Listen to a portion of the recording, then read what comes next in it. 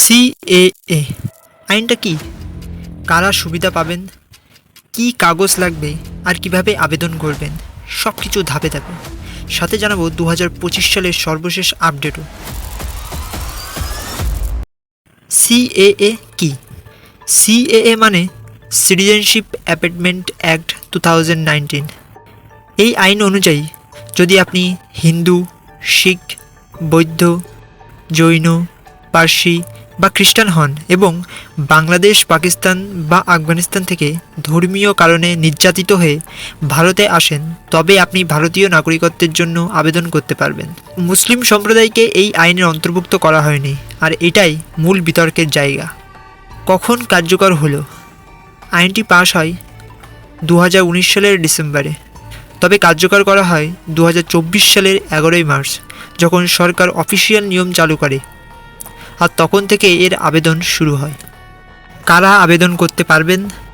যারা ওই 3 দেশের নাগরিক ছিলেন, 31শে ডিসেম্বর 2014 সালের আগে ভারতে ঢুকেছেন, আর উপরে 6 ধর্মের মধ্যে আপনাকে একজন হতে হবে, তবেই আপনি এই সিএএ এর আন্ডারে আবেদন করতে পারবেন। কি কি কাগজ লাগবে? এখানে মূলত 2 ধরনের কাগজের দরকার। এক, বিদেশি নাগরিকত্ব প্রমাণ করার কাগজ, আর এক, ভারতে আসার প্রমাণ। বিদেশি নাগরিকত্ব প্রমাণ করার জন্য আপনাকে দরকার পুরনো পাসপোর্ট, জন্ম সার্টিফিকেট, স্কুল বা কলেজের সার্টিফিকেট, জমি বা ভাড়ার নথি, বা ওই দেশের যে কোনো একটা আইডি কার্ড।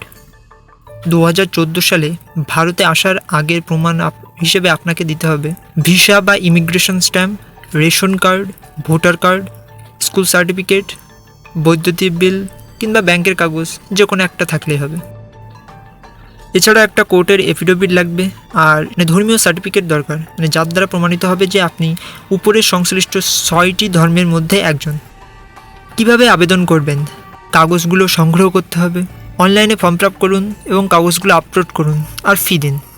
সর্বশেষ আপডেট সেপ্টেম্বর 2025-এ সরকার নতুন মাইগ্রেশন অ্যান্ড ফরেনার্স অর্ডার 2025 জারি করেছেন। এতে কিছু বিশেষ ক্ষেত্রে কাট অফ তারিখ 2014 থেকে বাড়িয়ে, ভালোভাবে শুনবেন, 2014 থেকে বাড়িয়ে 2024 সালের শেষ পর্যন্ত করার কথা বলা হয়েছে।